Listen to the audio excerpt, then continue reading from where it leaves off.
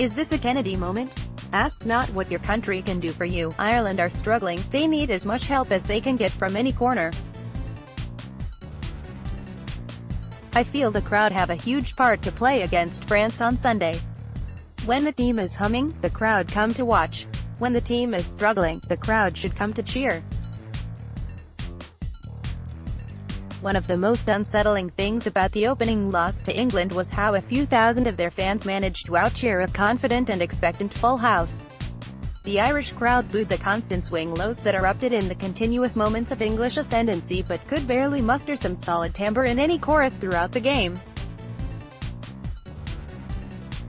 There is the possibility of a bad run up until and possibly including the World Cup. How much would that cost the IRFU financially? Get out of the group and get past the quarters and the financial rewards are significant. So maybe this match might be worth a fresh approach. It will be Joe Schmidt's last competitive home match in charge of Ireland. Would it not be an idea to raise the roof on Sunday in appreciation for what they have done over the last few years? It is not as if they are not trying, they need a lift. A buzzy, noisy atmospheric Aviva that rose in behind their team from the off would be a considerable help. How much would it cost the IRFU to turn off the beer taps in the stadium half an hour before the teams are due out? When England came out onto the pitch a few weeks ago, the stadium was between one-third and half full. It is perceptible that an element of complacency has entered into the minds of the patrons of these matches. Everyone was in their seats and ready to go when the All Blacks came to town last November. Nobody wanted to miss the haka, and so the refreshments were gulped down quickly. This was England at the Aviva. Where was the noise and the energy from the crowd? Where were the noisy fans from Twickenham last year? This is a moment of asking. This French team don't really know whether they have rediscovered their confidence or not. A huge roar when France make a mistake or when Ireland go at them will reinforce the notion that maybe the easy home win over Scotland was a figment of their imagination. Speaking of beer, the squad apparently had an ease up when they were in Belfast last week. A good city for a few beers. You almost get the impression that it was organized fun as opposed to some of the sessions that happened in the amateur days. If it had a galvanizing effect and it helps the team recapture their verve, then organized or spontaneous it will have been worth it. There will be a number of notable absentees when the team is announced. Sean O'Brien and Sean Cronin have been axed. Both had below-par performances in Rome. The problem here is that both will need to be in Japan. Niall Scannell and Rob Herring are probably better line-out throwers, but there is no substitute for pace and dynamism, and Cronin will probably play his way back into the equation if Leinster have a good run in the knockout stages of the Heineken Cup. As for O'Brien, graveyards are full of indispensable men. Maybe we need a demonstration of why he is considered so. Meanwhile, in breaking news, the Nobel Foundation has announced that in addition to awarding a prize for outstanding contributions to humanity in the fields of chemistry, literature, peace, physics and medicine, they will now add line-out calling to that list.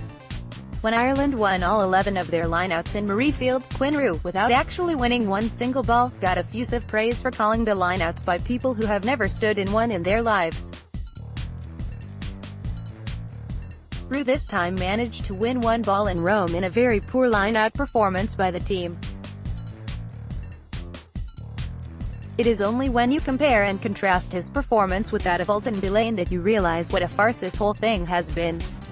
Ian Henderson and James Ryan should be the starting second row named with Tadhg Byrne on the bench. The hope here is that the two complement each other and form a dynamic partnership. The French have a strong and competitive line-out and there is no question that Ireland will leak a few.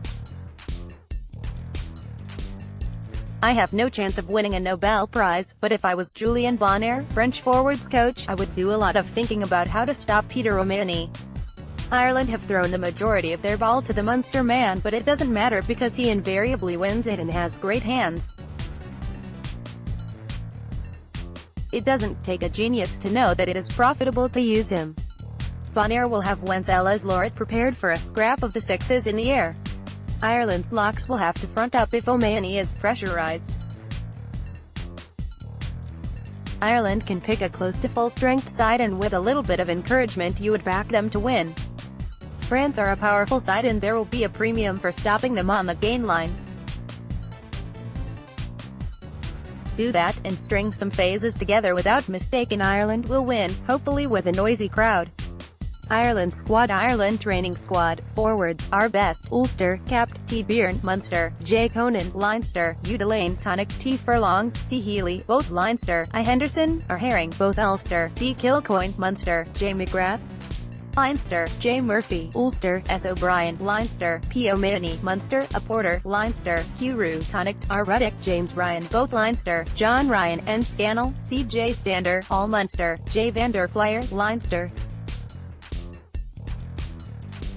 Backs: Biaki, Connacht; R. Byrne, Leinster; J. Carberry, Munster; J. Carty, Connacht; A. Conway, J. Cooney, K. Earls, C. Farrell, all Munster; T. Farrell, Connacht; R. Carney, J. Larmore, both Leinster; K. Marmion, Connacht; C. Murray, Munster; D. Ringrose, J. Sexton, both Leinster; J. Stockdale, Ulster. Belfast Telegraph.